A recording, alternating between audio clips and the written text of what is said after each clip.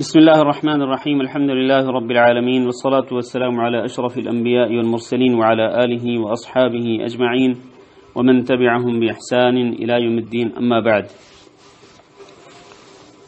میرے محترم بھائیوں اور دوستوں اور لائق احترام معززات ماؤں بہنوں بیٹیوں اور خواتین اسلام، آج کے نئے سبق میں آپ حضرات کو خوش آمدید کہتا ہوں، آپ سب حضرات کو ویلکم کرتا ہوں. اس کلاس میں جو زوم کے ذریعے آن لائن چل رہی ہے اور جس میں ہم شیخ ابن باز رحمہ اللہ کی کتاب الدروس المہمہ لعامۃ الامہ پڑھ رہے ہیں، اور اس کا پہلا سبق چل رہا ہے. پہلا سبق جس میں سورۃ الفاتحہ کے علاوہ قرآن مجید کی آخری چھوٹی صورتیں بھی اس پہلے سبق کے اندر شامل ہیں.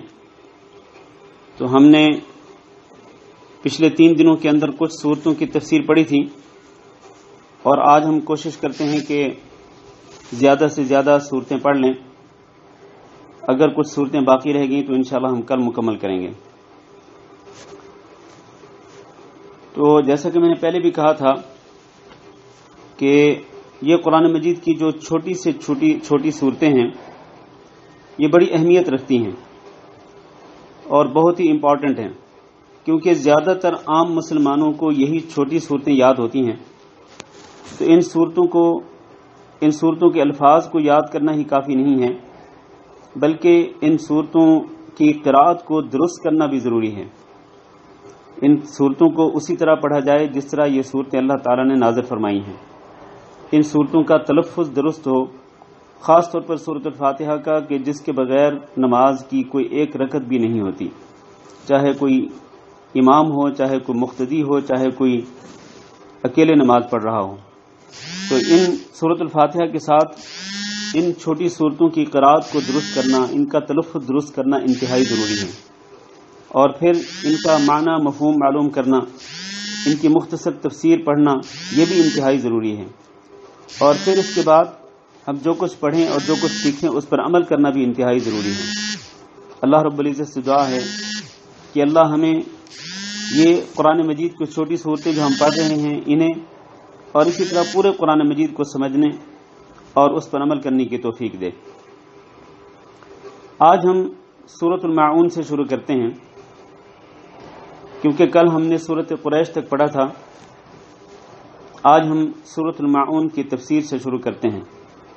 اعوذ باللہ من الشیطان الرجیم، بسم اللہ الرحمن الرحیم. ارأیت الذی یکذب بالدین، آپ کا کیا خیال ہے اس شخص کے بارے میں کہ جو دین کو جھٹلا دے؟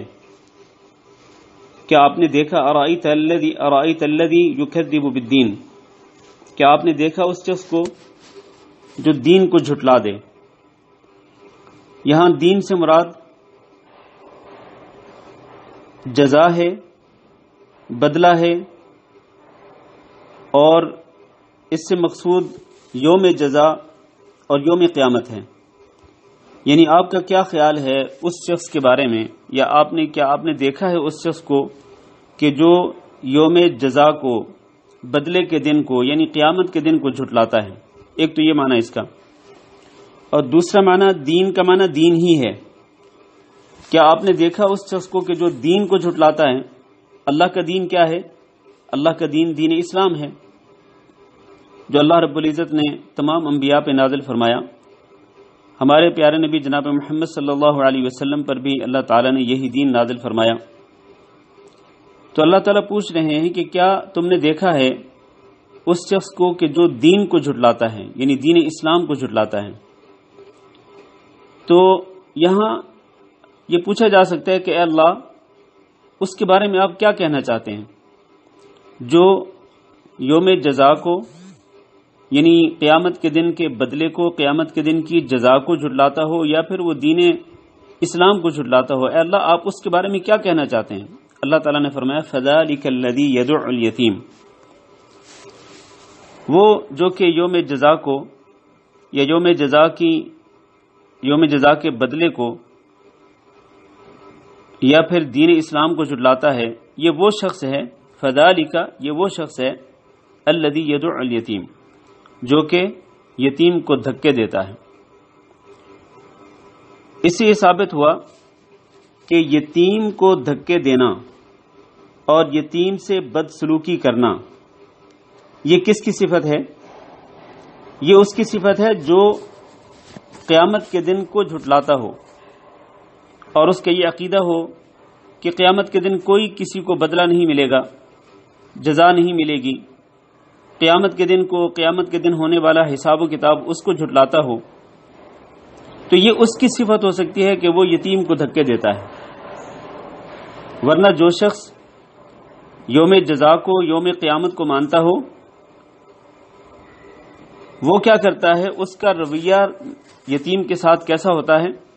اس کا رویہ یتیم کے ساتھ حسن سلوک والا ہوتا ہے، اچھا سلوک ہوتا ہے، اچھا رویہ ہوتا ہے، محبت پیار کا رویہ اس کے ساتھ رکھتا ہے۔ اور اسی طرح وہ شخص جو کہ دین کو جھٹلاتا ہو، تو دین اسلام کو جھٹلانے والا انسان جو ہے اس کا یہ رویہ ہو سکتا ہے کہ وہ یتیم کو دھکے دیتا ہے۔ ورنہ جو شخص دین اسلام کو مانتا ہو وہ قطعی طور پر اس طرح نہیں کر سکتا کہ وہ یتیم کو دھکے دے، وہ اس طرح قطع نہیں کر سکتا کہ وہ یتیم کو دھکے دے اور یتیم سے بدسلوکی کرے، یہ ہو ہی نہیں سکتا ہے۔ دین اسلام کو ماننے والا ہو اور وہ یتیم کو دھکے دے، یتیم سے بدسلوکی کرے، یہ ہو نہیں سکتا۔ یہ صفت اسی کی ہو سکتی ہے جو دین اسلام کو جھٹلاتا ہو اور جھٹلا کر یقیناً اس سے یہ ہو سکتا ہے کہ وہ یتیم کو دھکے دے اور اس سے بدسلوکی کرے۔ ارأیت الذی یکذب بالدین فذلک الذی یدع الیتیم، تو اس سے یہ بھی ثابت ہوتا ہے کہ یتیم سے کبھی بدسلوکی نہیں کرنی چاہیے، یتیم کو دھکے نہیں دینے چاہیے، بلکہ یتیم کے سر پہ ہاتھ پھیرنا چاہیے، اس کے ساتھ محبت اور پیار کا رویہ رکھنا چاہیے۔ نبی کریم صلی اللہ علیہ وسلم نے ارشاد فرمایا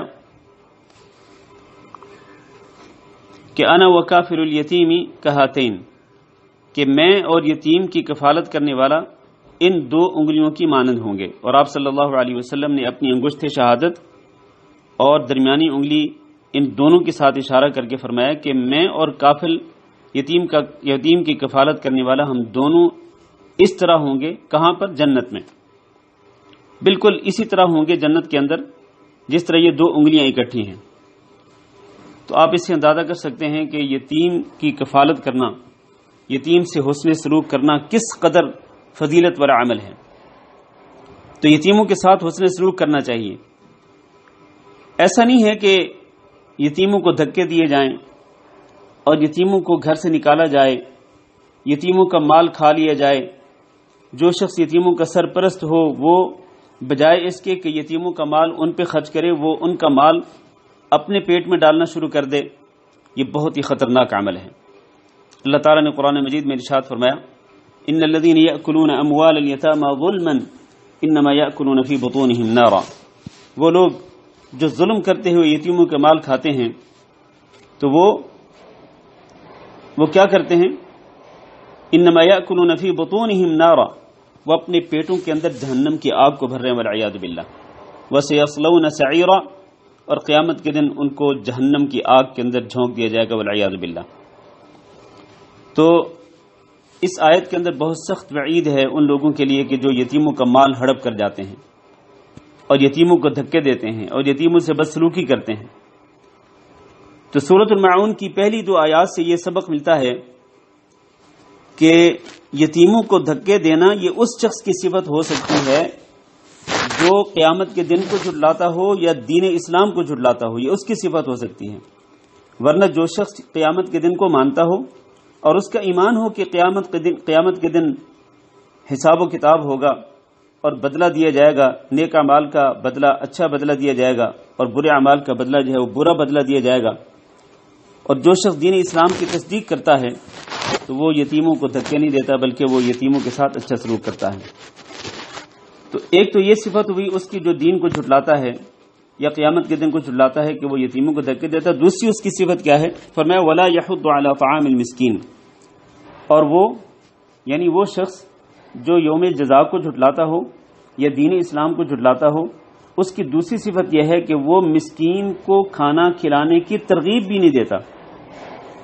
معنی یہ ہے کہ وہ خود بھی مسکین کو کھانا نہیں کھلاتا اور وہ دوسروں کو بھی ترغیب نہیں دیتا کہ وہ مسکینوں کو کھانا کھلائیں. وہ اس قدر کنجوس اور اس قدر بخیل اور اس قدر کمینہ ہوتا ہے، اس کے اندر کمینگی اس حد تک پہنچ جاتی ہے کہ وہ نہ تو خود مسکینوں کو کھانا کھلاتا ہے اور نہ ہی وہ کسی کو ترغیب دلاتا ہے کہ آپ مسکین کو کھانا کھلا دیں.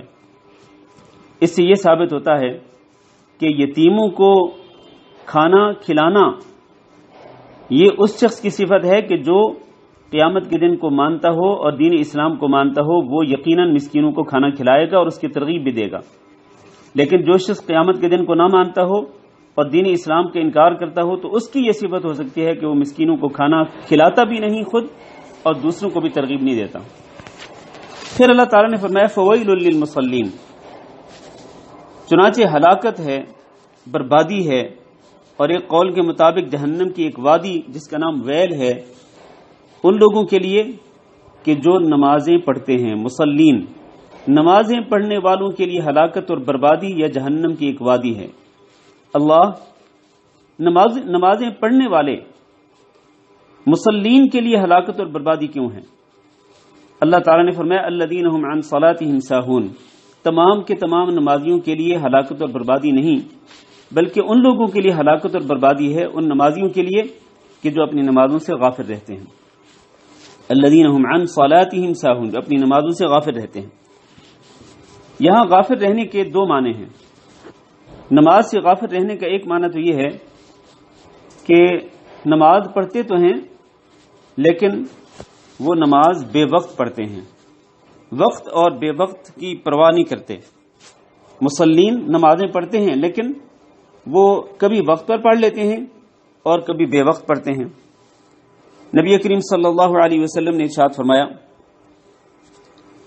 کہ تلک صلاۃ المنافق، وہ شخص جو کہ وہ نماز منافق کی نماز ہے کہ یجلس یرقب الشمس، جو بیٹھا رہتا ہے عصر کی نماز کے وقت، بر وقت نہیں پڑھتا بلکہ بیٹھا رہتا ہے سورج کے انتظار میں کہ سورج کب غروب ہوتا ہے. حتی اذا كانت بین قرنی الشیطان قام فنقرها اربعا لا يذكر الله فيها الا قلیلا، کہ جب سورج شیطان کے دو سینگوں کے درمیان چلا جاتا ہے، یعنی بالکل عین غروب ہونے کے قریب ہوتا ہے، تو فٹافٹ اٹھتا ہے.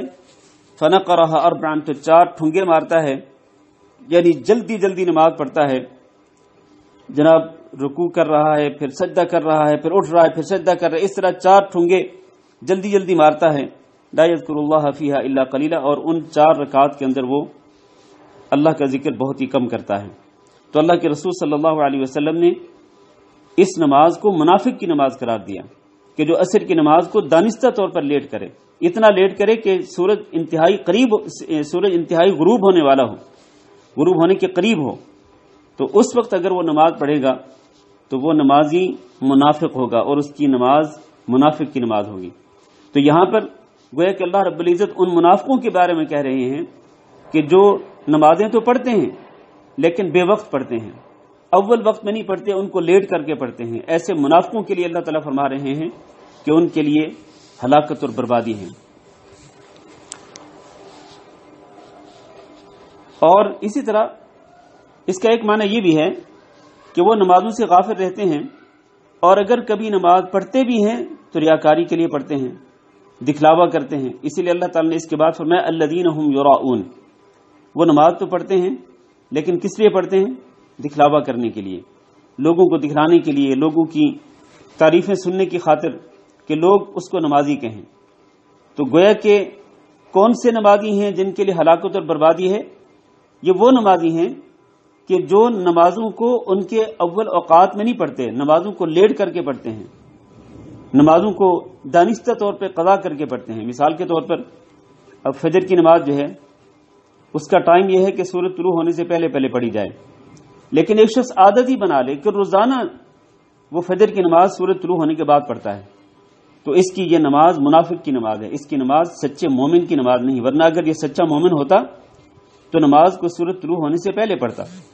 اسی طرح عصر کی نماز کو اتنا لیٹ کرتا ہے کہ سورج غروب ہونے کے قریب پہنچ جاتا ہے، تو یہ نماز منافق کی نماز ہے، یہ سچے مومن کی نماز نہیں ہے۔ اسی طرح اس نمازی کے لیے بھی ہلاکت اور بربادی ہے کہ جو نماز تو پڑھتا ہو لیکن اللہ کی خاطر نہیں، اللہ کو راضی کرنے کے لیے نہیں، اللہ کا تقرب حاصل کرنے کی خاطر نہیں، بلکہ وہ صرف دکھلاوا کرنے کی خاطر نماز پڑھے، تو ایسے نمازی کے لیے بھی تباہی اور بربادی ہے اور جہنم کی ایک وادی ویل ہے۔ اور ایسے جو لوگ ہوتے ہیں، ایسے منافق صفت لوگ، ان کی ایک صفت یہ بھی ہوتی ہے کہ وَيَمْنَعُونَ الْمَاعُونَ، کہ وہ عام استعمال کی چیزوں کو روک لیتے ہیں، عام استعمال کی چیزوں کو روک لیتے ہیں، یعنی لوگوں کو استعمال کرنے نہیں دیتے عام استعمال کی چیزیں۔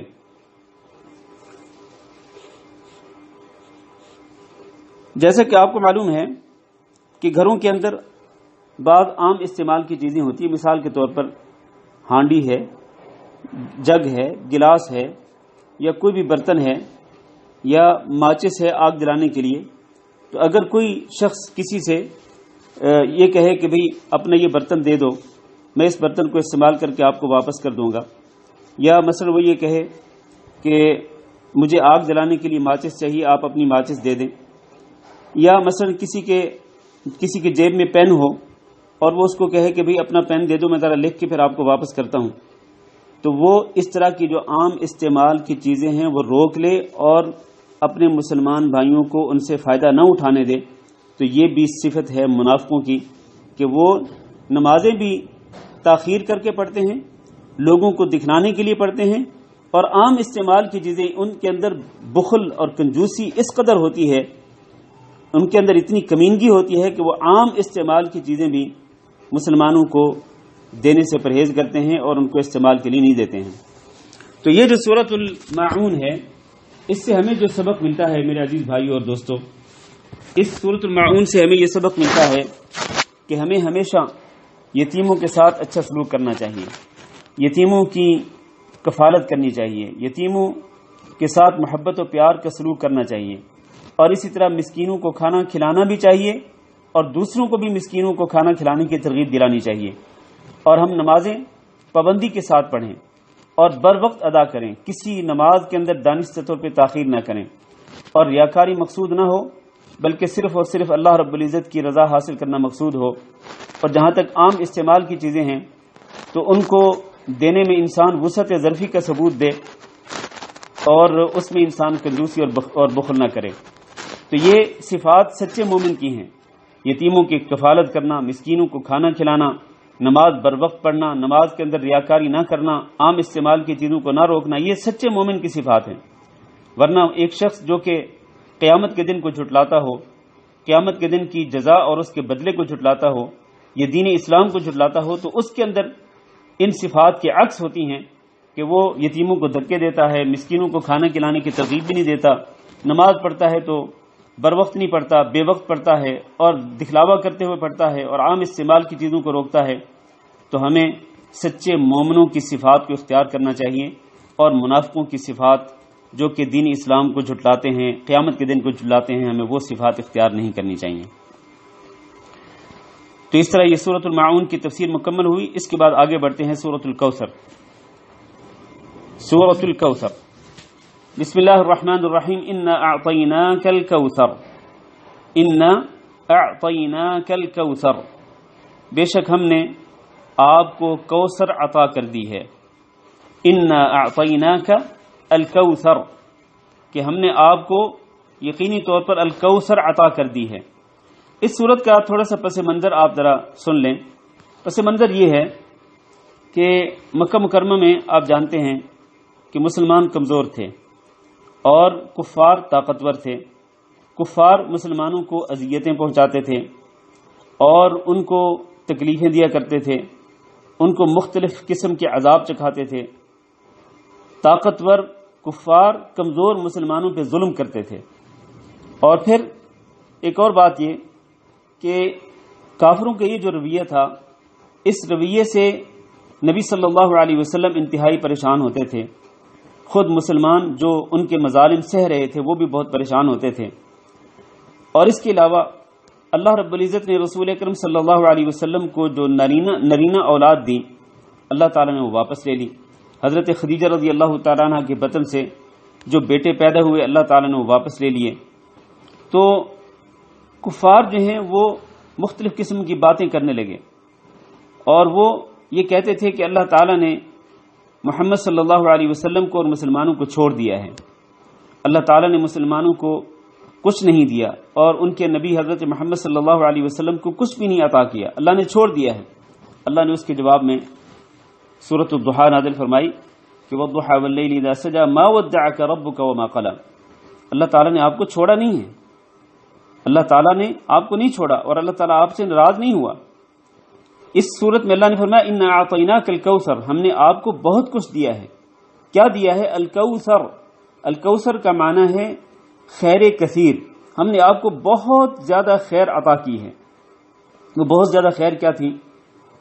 سب سے بڑی خیر دین اسلام، اللہ تعالیٰ نے پیارے نبی جناب محمد صلی اللہ علیہ وسلم اور ان پر ایمان لانے والوں کو دین اسلام عطا کیا، یہ سب سے بڑی نعمت جو اللہ تعالیٰ کا سچا دین ہے۔ پھر اس کے ساتھ اللہ تعالیٰ نے پیارے نبی جناب محمد صلی اللہ علیہ وسلم کو سچے ماننے والے عطا کر دیے، جو اپنی جانوں تک قربان کرنے کے لیے تیار ہوتے تھے، آپ کے اشارے پر جان تک قربان کرنے کے لیے تیار ہوتے تھے۔ تو اللہ تعالیٰ نے نبی صلی اللہ علیہ وسلم کو بہت زیادہ خیر دی، خیر کثیر عطا فرمائی۔ ایک تو اس کا یہ معنی ہے الکوثر کا معنی خیر کثیر، بہت زیادہ خیر ہم نے آپ کو عطا کر دی۔ دوسرا معنی یہ ہے کہ الکوثر سے مراد وہ نہر ہے جو کہ جنت سے نکلتی ہے۔ نبی صلی اللہ علیہ وسلم کے ارشاد گرامی ہے کہ اللہ تعالیٰ نے مجھے الکوثر نامی نہر عطا کی ہے جو کہ جنت سے جاری ہوتی ہے۔ اور تیسرا اس کا معنی یہ ہے کہ اللہ تعالیٰ نے نبی صلی اللہ علیہ وسلم کو حوض کوثر بھی عطا فرمایا۔ قیامت کے دن محشر کے میدان میں ایک حوض ہوگا، اس کا نام بھی کوثر ہوگا، اور اس حوض کے اندر جو پانی آئے گا وہ جنت سے نکلنے والے دو پرنالوں کے ذریعے پانی اس حوض کے اندر آ رہا ہوگا۔ جنت سے نکلنے والے دو پرنالوں کے ذریعے اس حوض کے اندر پانی آ رہا ہوگا، اور نبی صلی اللہ علیہ وسلم اپنی امتیوں کو پانی پلائیں گے، اور آپ نے فرمایا کہ جو شخص بھی اس حوض کوثر سے پانی پی لے گا اس کو پھر کبھی پیاس نہیں لگے گی۔ اس پر پڑے ہوئے برتن جو ہیں وہ آسمان کے ستاروں کے مانند ہوں گے۔ اس حوض کوثر کا پانی دودھ سے زیادہ سفید ہوگا اور شہد سے زیادہ میٹھا ہوگا۔ تو اللہ نے فرمایا انا اعطیناک الکوثر، ہم نے یقینی طور پر آپ کو بہت زیادہ خیر عطا کی ہے، جنت میں چلنے والی نہر جس کا نام کوثر ہے وہ بھی عطا کی ہے، میدان محشر میں جو حوض ہوگا جس کا نام کوثر ہے وہ بھی ہم نے آپ کو عطا کیا ہے۔ جب ہم نے آپ کو اتنی زیادہ نعمتیں عطا کی ہیں تو آپ کو کیا کرنا چاہیے؟ فرمایا فصلی لربک وانحر، تو پھر آپ کو اپنے رب کے لیے ہی نماز پڑھنی چاہیے اور آپ کو اپنے رب کے لیے ہی قربانی کرنی چاہیے۔ اتنی زیادہ نعمتوں کو پا کر اے نبی صلی اللہ علیہ وسلم آپ کو کیا کرنا چاہیے؟ آپ کو صرف اور صرف اپنے رب کے لیے ہی نماز پڑھنی چاہیے اور اپنے رب کے لیے ہی قربانی کرنی چاہیے۔ اللہ تعالیٰ نے یہ ارشاد فرمایا کہ قل ان صلاتی ونسکی ومحیای ومماتی للہ رب العالمین، آپ کہہ دیجئے کہ میری نماز اور میری قربانی، میرا جینا، میرا مرنا، یہ سب اللہ رب العالمین کے لیے ہے جس کا کوئی شریک نہیں ہے۔ تو اللہ تعالیٰ گویا کہ یہ ارشاد فرما رہے ہیں کہ اے پیارے نبی، اپنے محسن اللہ جس نے آپ پر بہت زیادہ احسانات کیے ہیں اس اللہ کے لیے ہی جانی جو بدنی عبادتیں ہیں یعنی نماز، اور اسی طرح باقی تمام بدنی عبادتیں اپنے رب کے لیے ہی کرو، اور اسی طرح مالی عبادتیں بھی اپنے رب کے لیے کرو، اور مالی عبادت کی ایک شکل جو ہے وہ قربانی ہے۔ فصلی لربک وانحر، اس سے یہ بھی ثابت ہوتا ہے کہ ہمیں اپنے رب کے لیے ہی نماز پڑھنی چاہیے، رب کی رضا کو پانے کے لیے، اور رب کی رضا کی خاطر ہی قربانی کرنی چاہیے۔ تمام جانی، بدنی اور مالی عبادتیں خالصتاً اللہ کے لیے خالص کرنی چاہیے۔ پھر فرمایا ان شانئک ھو الابتر، بے شک آپ کا دشمن جو ہے وہی لا ولد ہے، بے شک آپ کا دشمن ہی لا ولد ہے یا دم کٹا ہے۔ الابتر کا معنی لا ولد بھی ہو سکتا ہے اور دم کٹا بھی ہو سکتا ہے۔ میں نے ابھی تھوڑی دیر پہلے آپ کو بتایا کہ مشرکین مکہ نے نبی صلی اللہ علیہ وسلم کے بارے میں یہ کہا تھا کہ ان کا تو کوئی بیٹا زندہ ہی نہیں رہتا، اللہ تعالیٰ ان کو جو بھی بیٹے دیتا ہے وہ واپس لے لیتا ہے۔ اس کا مطلب یہ ہے کہ جب یہ محمد صلی اللہ علیہ وسلم وفات پا جائیں گے تو اس کے بعد ان کا کوئی ولی وارث نہیں ہوگا، ان کو کوئی نام لینے والا بھی نہیں ہوگا. تو اس لیے وہ نبی صلی اللہ علیہ وسلم کے بارے میں اس طرح کی بدتمیزی یا زبان درازی کرتے تھے کہ یہ نبی صلی اللہ علیہ وسلم لا ولد ہیں اور دم کٹے ہیں والعیاذ باللہ. تو اللہ تعالی نے فرمایا کہ نہیں، ہم نے آپ کو بہت زیادہ خیر عطا کر دی ہے، آپ کا دشمن ہی دم کٹا ہے، آپ کا دشمن ہی لا ولد ہے. جہاں تک آپ کا تعلق ہے تو ہم نے ٹھیک ہے آپ سے نرینہ اولاد واپس لے لی ہے، لیکن اس کے باوجود بھی ہم نے آپ کو وہ ماننے والے دیے ہیں کہ جو آپ کے اشاروں پر اپنی جانیں قربان کرنے کے لیے تیار ہیں. اور پھر ہم نے آپ کو اتنی بلندی اور اتنی بلند شان عطا کی ہے کہ آپ تو ٹھیک ہے دنیا سے چلے جائیں گے، لیکن آپ کے چلے جانے کے بعد قیامت تک آپ کا تذکرہ ہوتا رہے گا. جب بھی کوئی مؤذن اذان کہے گا اشہد ان لا الہ الا اللہ، تو اس کے ساتھ وہ اشہد ان محمد رسول اللہ بھی کہے گا. اقامت کہے گا تو اس میں بھی وہ اشہد ان لا الہ الا اللہ کے ساتھ اشہد ان محمد رسول اللہ کہے گا. آپ کا ذکر خیر ہمیشہ چلتا رہے گا. کسی نمازی کی نماز مکمل نہیں ہوگی جب تک وہ اپنی نماز کے اندر آپ پر درود نہیں پڑھے گا. تو نبی صلی اللہ علیہ وسلم کو اللہ رب العزت نے اس صورت کے اندر تسلی دی ہے کہ آپ مطمئن رہیں، آپ تسلی رکھیں، آپ مشرکین کی باتوں سے پریشان نہ ہوں. آپ کو ہم نے بہت زیادہ خیر عطا کر دی ہے. نہر جو جنت سے نکلتی ہے الکوثر نامی نہر، وہ بھی ہم نے آپ کو عطا کی. حوض کوثر ہم نے آپ کو عطا کر دیا. جہاں تک آپ کے دشمن کا تعلق ہے تو وہی لا ولد ہے اور وہی دم کٹا ہے. آپ ایسے نہیں ہیں، آپ کی شان بلند ہے، آپ کے تذکرے قیامت تک ہوتے رہیں گے اور آپ کے ماننے والے آپ کو ہمیشہ یاد کرتے رہیں گے اور آپ پر درود بھیجتے رہیں گے. اس کے ساتھ یہ سورۃ الکوثر کی تفسیر ختم ہوئی. آگے بڑھتے ہیں سورۃ الکافرون. بسم اللہ الرحمن الرحیم. قل یا ایھا الکافرون، قل یا ایھا الکافرون. یہ جو سورت ہے یہ بڑی عظیم سورت ہے. اس سورت کا نام سورۃ البراء بھی ہے، براء من الشرک، شرک سے برات کی صورت، کیونکہ اس میں انسان شرک سے اور شرک کرنے والوں سے اپنی برات اور اپنی بیزاری کا اظہار کرتا ہے، کافروں سے اپنی لا تعلقی کا اظہار کرتا ہے. نبی کریم صلی اللہ علیہ وسلم نے ایک صحابی کو حکم دیا تھا کہ تم سونے سے پہلے قل یا ایھا الکافرون پڑھ کے سویا کرو، کیونکہ جب تم قل یا ایھا الکافرون سورت پڑھ لو گے تو تم اس سورت کو پڑھ کر کفر سے اور شرک سے بیزاری اور لا تعلقی کا اظہار کر دو گے. کفر اور شرک سے اور شرک کرنے والوں کے شرک سے تم اپنی بیزاری کا، اپنی لا تعلقی کا اظہار کر دو گے. نبی صلی اللہ علیہ وسلم خود بھی فجر کی سنتوں کے اندر، ہر روز فجر کی سنتوں کے اندر پہلی رکعت میں قل یا ایھا الکافرون پڑھتے تھے اور دوسری رکعت میں آپ صلی اللہ علیہ وسلم قل ھو اللہ احد پڑھتے تھے. اسی طرح طواف کے بعد جو 2 رکعتیں ہیں ان میں بھی نبی صلی اللہ علیہ وسلم پہلی رکعت میں قل یا ایھا الکافرون پڑھتے تھے اور دوسری رکعت میں آپ صلی اللہ علیہ وسلم قل ھو اللہ احد پڑھتے تھے. تو کئی مواقع پر سورۃ الکافرون اور سورۃ الاخلاص کا پڑھنا ثابت ہے نبی صلی اللہ علیہ وسلم سے. تو اللہ تعالیٰ نے فرمایا قل یا ایھا الکافرون، آپ کہہ دیجئے کہ اے کافرو، لا اعبد ما تعبدون، میں عبادت نہیں کرتا اس کی جس کی تم عبادت کرتے ہو. یعنی جن بتوں کو تم پوجتے ہو میں ان بتوں کی پوجا نہیں کرتا، بلکہ میں تو عبادت کرتا ہوں کس کی؟ اکیلے اللہ رب العزت کی.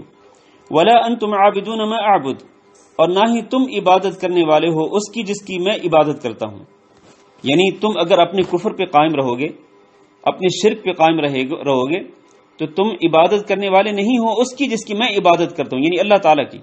میں اللہ تعالیٰ کی عبادت کرتا ہوں تو تم اپنے کفر اور شرک پہ قائم رہ کر اللہ کی عبادت کرنے والے نہیں بن سکتے ہو.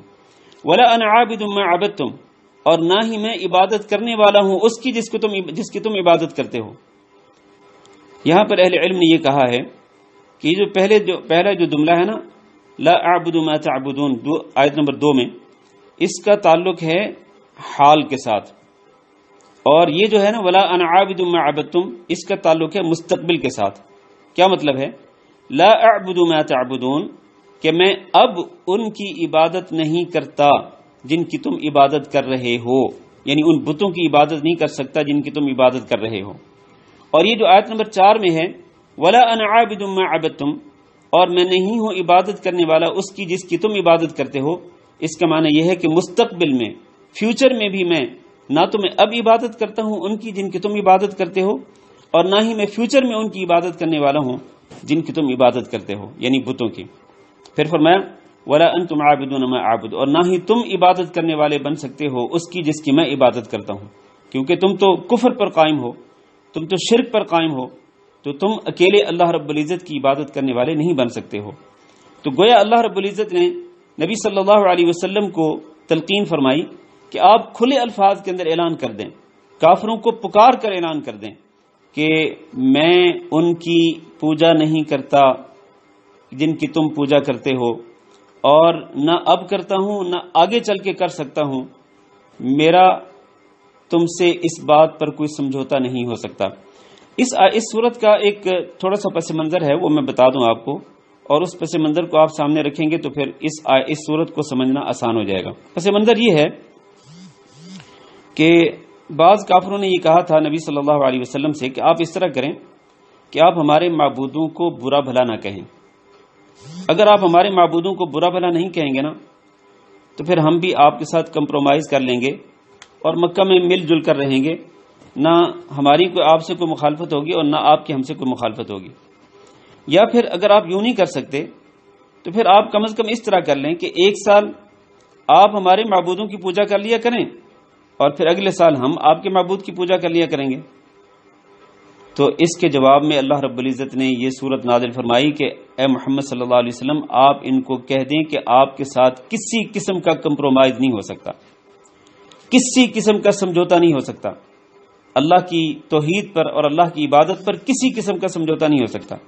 میں ہرگز نہیں عبادت کر سکتا اس کی جس کی تم عبادت کرتے ہو، نہ اب کر سکتا ہوں اور نہ مستقبل میں کر سکتا ہوں، اور جہاں تک تمہارا تعلق ہے تو تم خود کفر پر قائم ہو، شرک پر قائم ہو، تو تم بھی اکیلے اللہ رب العزت کی عبادت کرنے والے نہیں بن سکتے۔ چنانچہ اس سورت کے آخر میں اللہ نے فرمایا لکم دینکم ولی دین، تمہارے لیے ہے تمہارا دین اور میرے لیے ہے میرا دین۔ اس سے یہ بھی ثابت ہوتا ہے کہ کسی کو دین اسلام قبول کرنے پر زبردستی نہیں کی جا سکتی۔ لا اکراہ فی الدین، دین میں کوئی زبردستی نہیں ہے۔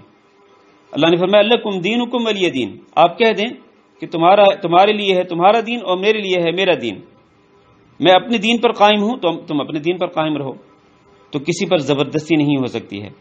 اس صورت سے جو بات ثابت ہوتی ہے وہ یہ ہے کہ مسلمان جو کہ اکیلے اللہ رب العزت کی عبادت کرنے والا ہو، موحد ہو، اس کے لیے صرف یہ کافی نہیں ہے کہ وہ اکیلے اللہ رب العزت کی عبادت کرے، بلکہ اس کے لیے یہ بھی ضروری ہے کہ وہ شرک سے اور مشرکین سے اپنی بیزاری اور لا تعلقی کا اظہار کرے، جیسے کہ ابراہیم علیہ الصلوۃ والسلام نے بھی یہی کہا تھا۔ تو مسلمان جو موحد ہوتا ہے، جو سچا پکا موحد ہوتا ہے، وہ اکیلے اللہ رب العزت کی عبادت کرتا ہے، اور پھر وہ علی الاعلان یہ کہتا ہے شرک کرنے والوں سے کہ کم از کم میں ان کی عبادت نہیں کر سکتا جن کی تم عبادت کرتے ہو۔ آج بھی آپ کو پتہ ہے کہ بہت سارے اسلامی ملکوں کے اندر غیر اللہ کی پوجا کی جاتی ہے، غیر اللہ کو غوث سمجھا جاتا ہے، غیر اللہ کو داتا اور دستگیر سمجھا جاتا ہے، غیر اللہ کو بگڑی بنانے والا سمجھا جاتا ہے، حاجت روا مشکل کشا سمجھا جاتا ہے۔ تو جتنے بھی اس قسم کے لوگ ہیں اور وہ جو کچھ جس طرح وہ شرک کرتے ہیں، ایسے لوگوں سے اپنی بیزاری کے اظہار کرنا چاہیے، اپنی لا تعلقی کے اظہار کرنا چاہیے کہ ہم قطعاً آپ کے ساتھ توحید کے مسئلے پہ سمجھوتا نہیں کر سکتے، توحید کے مسئلے پہ آپ کے ساتھ ہم کو کمپرومائز نہیں کر سکتے ہیں۔ کمپرومائز عقیدے کے معاملے میں نہیں ہو سکتا ہے کہ آپ اپنے عقیدے پہ چلتے رہیں، کہ آپ اپنے عقیدے پہ رہیں اور آپ ہمیں یہ کہیں کہ آپ بھی ہمارا عقیدہ اختیار کر لیں، ہرگز نہیں ہو سکتا۔ اللہ کی توحید جو ہے اس پر کسی قسم کا سمجھوتا نہیں ہو سکتا ہے۔ تو اللہ تعالیٰ سے دعا ہے کہ اللہ ہم سب کو اپنی توحید پر قائم و دائم رکھے، اور اللہ تعالیٰ ہم سب کو شرک سے اور شرک کی تمام غلاتوں سے بچنے کی توفیق دے۔ اس کے بعد اگلی صورت سورۃ النصر، سورۃ الکافرون مکمل کرنے کے بعد سورۃ النصر۔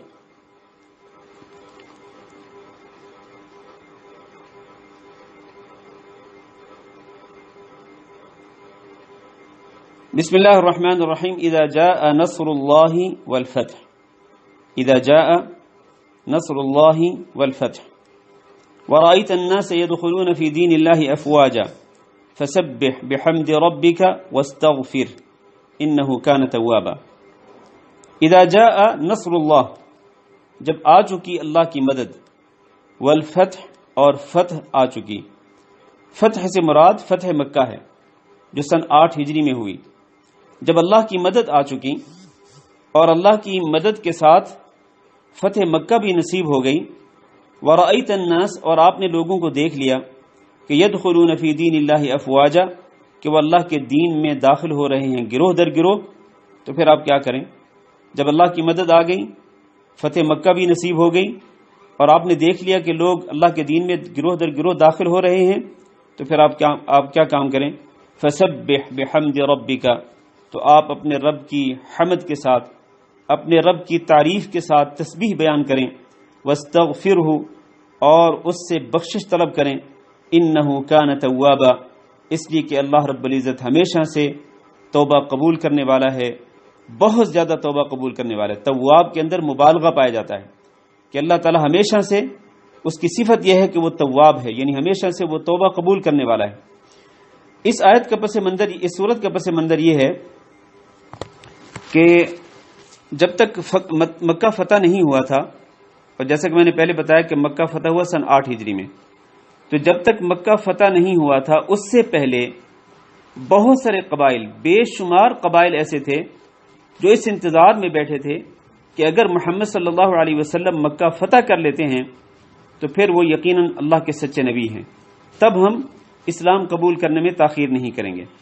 چنانچہ جب اللہ تعالیٰ نے مکہ فتح کرنے کے لیے اپنی مدد نازل فرمائی اور مکہ فتح ہو گیا سن 8 ہجری میں، تو اس کے بعد کیا ہوا کہ جتنے قبائل اس انتظار میں بیٹھے تھے کہ مکہ فتح ہو تو پھر ہم اسلام قبول کر لیں گے، تو وہ سارے کے سارے قبائل جو ہیں وہ گروہ در گروہ دین کے اندر داخل ہونے لگے، دین اسلام کو قبول کرنے لگے. تو اللہ رب العزت نے اپنے اس احسان کا ذکر فرمایا کہ جب آپ یہ دیکھ لیں کہ اللہ کی مدد آ چکی، مکہ فتح ہو چکا، اور آپ دیکھ لیں کہ لوگ اللہ کے دین میں گروہ در گروہ داخل ہو رہے ہیں، تو پھر آپ کیا کریں؟ پھر آپ اللہ کی طرف جانے کی تیاری شروع کر دیں. کس طرح؟ کہ اپنے رب کی تعریف کے ساتھ تسبیح بیان کریں اور اس سے استغفار کریں. حضرت عائشہ رضی اللہ تعالیٰ عنہ فرماتی ہیں کہ جب یہ صورت نازل ہوئی تو اس کے بعد کوئی ایک نماز ایسی نہیں ہوتی تھی جس میں نبی صلی اللہ علیہ وسلم اس صورت پر عمل نہ کرتے. کس طرح؟ کہ آپ صلی اللہ علیہ وسلم یہ دعا پڑھتے تھے، سبحانک اللہم ربنا وبحمدک اللہم اغفر لی. ایک اور روایت میں ہے کہ آپ صلی اللہ علیہ وسلم رکوع میں بھی یہی دعا پڑھتے تھے اور سجدے میں بھی یہ دعا پڑھتے تھے. کون سی دعا؟ سبحانک اللہم ربنا وبحمدک اللہم اغفر لی. اس دعا کے اندر در حقیقت اسی صورت پہ عمل ہو رہا ہے. فسبح بحمد ربک واستغفرہ پہ عمل ہو رہا ہے کہ آپ اپنے رب کی تعریف کے ساتھ اس کی تسبیح بیان کریں اور اس سے استغفار کریں. تو آپ صلی اللہ علیہ وسلم اس کے بعد ہر نماز کے رکوع اور سجود کے اندر یہی دعا پڑھتے تھے، سبحانک اللہم ربنا وبحمدک اللہم اغفر لی. لہذا ہمیں یہ دعا یاد ہونی چاہیے، ہم میں سے ہر ایک کو یہ دعا یاد ہونی چاہیے. اور ہم آج کل چونکہ رمضان کا مہینہ گزر رہا ہے، تو رمضان کے مہینے کے اندر ہم جہاں رکوع اور سجود کے اندر دیگر مسنون دعائیں پڑھیں، مثلا سبحان ربی العظیم ہے، سبحان ربی الاعلی ہے، سبحان ربی العظیم وبحمدہ ہے، سبحان ربی الاعلی وبحمدہ ہے، سبوح قدوس رب الملائکۃ والروح ہے. اسی طرح باقی دعائیں، تو ان دعاؤں کے ساتھ ساتھ یہ دعا بھی رکوع اور سجود میں پڑھنی چاہیے. فرض نمازوں کے اندر بھی، نفل کے اندر بھی، سنتوں کے اندر بھی، تراویح کے اندر بھی. کون سی دعا؟ سبحانک اللہم ربنا وبحمدک اللہم اغفر لی. سبحانک اللہم ربنا وبحمدک اللہم اغفر لی.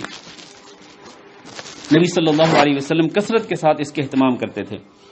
اور یہ جو صورت ہے، اس صورت کے اندر اشارہ دیا گیا نبی صلی اللہ علیہ وسلم کو کہ آپ کی موت کا وقت قریب ہوا چاہتا ہے. جیسے کہ حضرت عبداللہ بن عباس رضی اللہ تعالیٰ عنہ بیان کرتے ہیں کہ ایک مرتبہ حضرت عمر رضی اللہ تعالیٰ عنہ نے شیوخ بدر کو جمع کیا، یعنی بڑے بڑے صحابہ کرام کو جمع کیا. تو ان سے آپ نے پوچھا، کون ہے پوچھنے والے؟ عمر رضی اللہ تعالیٰ عنہ. انہوں نے پوچھا کہ آپ اس صورت کے بارے میں کیا کہتے ہیں، اذا جاء نصر اللہ والفتح کے بارے میں آپ کیا کہتے ہیں؟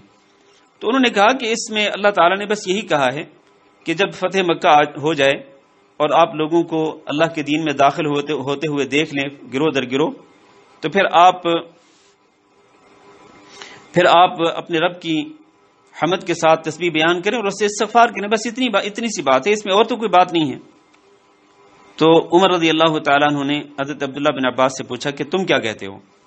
تو عبداللہ بن عباس رضی اللہ تعالیٰ عنہ کہنے لگے کہ میں یہ کہتا ہوں کہ اس صورت کے اندر اللہ رب العزت نے اپنے پیارے نبی جناب محمد صلی اللہ علیہ وسلم کی موت کی طرف اشارہ کیا ہے کہ جب مکہ فتح ہو گیا، لوگ گروہ در گروہ دین اسلام کے اندر داخل ہونے لگ گئے ہیں، تو بس اب آپ یہ سمجھ لیں کہ آپ نے اپنی ذمہ داری پوری کر دی. آپ کو جو مشن دیا گیا تھا آپ نے وہ مشن پورا کر دیا. اب آپ کی موت کا وقت قریب ہوا چاہتا ہے، لہذا آپ اپنے رب سے ملنے کے لیے اپنے رب کی تعریف بیان کریں، اس کی تسبیح بیان کریں اور اس سے استغفار کریں. اس سے یہ بھی ثابت ہوتا ہے کہ جب ایک انسان جس کی زندگی جو ہے وہ زیادہ تر گزر چکی ہو، یعنی مثال کے طور پر 50 سال 60 سال گزر چکی ہو اس کی زندگی، تو اس کو پھر کثرت کے ساتھ یہ تسبیح پڑھنی چاہیے، کثرت کے ساتھ اس کو استغفار کرنا چاہیے تاکہ اس کا خاتمہ اچھا ہو. اچھا خاتمہ ہونے کے لیے یہ دعا جو ہے وہ کثرت کے ساتھ پڑھنی چاہیے. سبحانک اللہم ربنا وبحمدک اللہم اغفر لی. تو اس کے ساتھ ہی یہ سورت ختم ہوئی، سورۃ النصر. ایک سورت اور پڑھ لیتے ہیں مختصر طور پر. سورت اس کے بعد جو اگلی سورت ہے سورت تبت یدا ابی لہب وتب. بسم اللہ الرحمن الرحیم. تبت یدا ابی لہب وتب.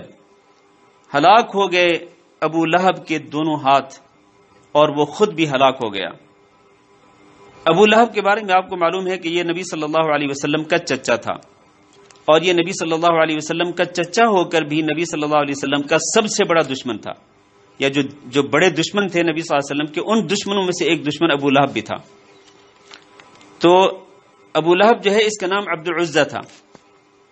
جب نبی صلی اللہ علیہ وسلم نے جب آپ صلی اللہ علیہ وسلم پر یہ آیت اتری کہ وَأَنذِرْ عَشِيرَتَكَ الْأَقْرَبِينَ، آپ اپنی قریبی رشتہ داروں کو ڈرائیں، تو آپ صلی اللہ علیہ وسلم نے اپنی قریبی رشتہ داروں کے نام لے کر بلایا. جب سارے اکٹھے ہو گئے، ان میں ابو لہب بھی تھا، تو آپ نے فرمایا تھا کہ اگر میں تمہیں خبر دوں کہ آج شام کو یا کل صبح تم پر دشمن حملہ کرنے والا ہے تو کیا تم میری بات کو مانو گے؟ تو ان سب نے کہا کہ بالکل، کیوں نہیں مانیں گے، آپ پر ہمیشہ ہم نے سچ بولنے کا تجربہ کیا ہے.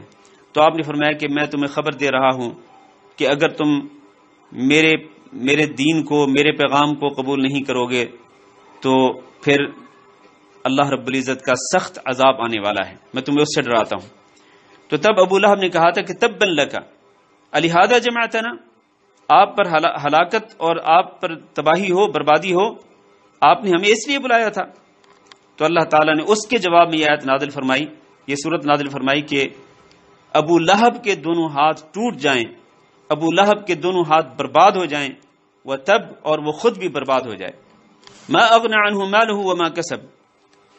اور یہ جو بد دعا ہے، یہ بد دعا پوری ہوئی اور ابو لہب جو ہے یہ ہلاک ہوا، برباد ہوا. اللہ نے فرمایا ما اغنى عنه ماله وما كسب، اس کو نہ اس کا مال کام آیا اور نہ وہ جو اس نے کمایا. اس سے مراد اولاد ہے، یعنی نہ مال اس کے کام آیا، نہ اولاد اس کے کام آئی. سیصلی نارا، ان قریب ابو لہب اس جہنم کی آگ میں چلا جائے گا، ذات لہب، جو کہ شعلوں والی ہے، انگاروں والی، شعلوں والی آگ کے اندر چلا جائے گا. نہ صرف وہ اکیلا بلکہ وامرأتہ، اس کی بیوی بھی. اس کی بیوی کا نام کیا تھا؟ اس کو ام جمیل کہا جاتا تھا اور اس کا نام عروہ تھا، اور یہ بھی اسلام کی دشمنوں سے ایک بڑی دشمن تھی. تو اللہ نے فرمایا کہ یہ ابو لہب بھی ان قریب جہنم کی آگ میں جائے گا جو کہ شعلوں والی آگ ہے، اور اس کی بیوی بھی جائے گی. اور اس کی بیوی کیا کرتی ہے؟ حمالۃ الحطب، یہ ایندھن کو اٹھائے ہوئے ہوگی. جب یہ جہنم کی آگ میں جائے گی تو ایندھن کو اٹھائے ہوئے ہوگی. ایندھن سے مراد گناہ ہے، کیونکہ یہی گناہ ہی جہنم کی آگ میں ایندھن بننے والے ہیں. اور اس کا ایک مفہوم یہ بھی ہے کہ ایندھن کو اٹھاتی تھی تو یہ نبی صلی اللہ علیہ وسلم کے راستے میں کانٹے بچھایا کرتی تھی. تو اللہ تعالیٰ نے فرمایا کہ یہ عورت جو ایندھن اٹھانے والی ہے، یہ اور اس کا خامند ابو لہب، یہ دونوں شعلوں والی آگ کے اندر جائیں گے. فی جیدہا حبل من مسد، اور اس کی گردن میں، یعنی اس ابو لہب کی بیوی کی گردن میں ایک رسی ہوگی جو کہ بہت ہی مضبوط بٹی ہوئی ہوگی، مضبوط بٹی ہوئی رسی اس کی گردن میں ہوگی، اور اس سے مراد زنجیر ہے۔ جہنم کے اندر ایک زنجیر ہوگی، اس زنجیر کے اندر بڑے بڑے مجرموں کو پرویا جائے گا، بڑے بڑے مجرموں کو جکڑا جائے گا اس زنجیر کے اندر۔ تو یہ ابو لہب کی بیوی بھی ان مجرموں میں سے ایک مجرمہ ہوگی جس کو جہنم کی آگ کے اندر ایک بہت بڑے زنجیر کے اندر جکڑا جائے گا والعیاذ باللہ۔ تو اس صورت میں اللہ رب العزت نے ابو لہب اور اس کی بیوی کے بارے میں واضح طور پر ارشاد فرمایا کہ وہ خود بھی ہلاک ہوا اور اس کے ہاتھ ہلاک ہوئے، نہ مال اس کے کام آیا نہ اولاد اس کے کام آئی، وہ خود بھی جہنم کی آگ میں جائے گا اور اس کی بیوی بھی جہنم کی آگ میں جائے گی والعیاذ باللہ۔ تو اس سے یہ ثابت ہوتا ہے کہ اللہ رب العزت اپنے پیارے نبی جناب محمد صلی اللہ علیہ وسلم کو کبھی بھی بے یار و مددگار چھوڑنے والا نہیں تھا۔ اللہ نے کبھی بھی، جب کبھی بھی کسی نے نبی صلی اللہ علیہ وسلم کے اوپر زبان درازی کی یا بدتمیزی کی، بدسلوکی کی، اللہ تعالیٰ نے اس کو اس کا بدلہ ضرور دیا ہے۔ تو اس کے ساتھ ہی یہ سورۃ اللہب کی تفسیر بھی مکمل ہوئی۔ آخری 3 صورتیں باقی ہیں، سورۃ الاخلاص، سورۃ الفلق اور سورۃ الناس، جن کو ہم معوذات بھی کہتے ہیں۔ ان 3 صورتوں کی تفسیر انشاءاللہ ہم کل پڑھیں گے، اور اس کے ساتھ ہی انشاءاللہ کل ہمارا پہلا سبق مکمل ہو جائے گا۔ اللہ تعالیٰ سے دعا ہے کہ اللہ رب العزت ہمیں قرآن مجید کو سمجھنے کی توفیق دے، قرآن مجید کو اس طرح پڑھنے کی توفیق دے جس طرح اللہ نے پڑھنے کا حکم دیا ہے، اور اللہ تعالیٰ ہمیں قرآن مجید پر عمل کرنے کی بھی توفیق دے۔ اللہ رب العزت ہم سب کو قرآن مجید کا نور نصیب فرمائے۔ اللہ رب العزت اپنے خصوصی فضل و کرم کے ساتھ ہم سب پہ رحم فرمائے، دنیا میں بھی، قبر میں بھی، قیامت کے دن بھی، اور اللہ تعالی ہمیں بھی، ہمارے والدین کو بھی، ہمارے بیوی بچوں کو بھی، ہمارے بہن بھائیوں کو، سب کو اللہ تعالی جنت الفردوس کا وارث بنائے۔ اللہ تعالی ہم سب کو جہنم سے اپنی پناہ میں رکھے۔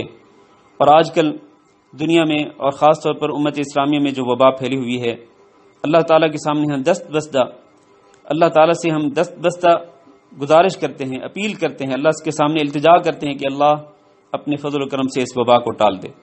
اے اللہ اپنے فضل و کرم سے اس وبا کو ٹال دے۔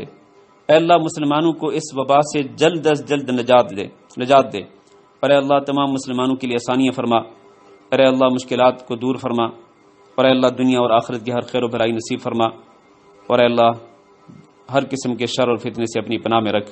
وصلی اللہ وسلم علی نبینا محمد وعلی آلہ واصحابہ اجمعین۔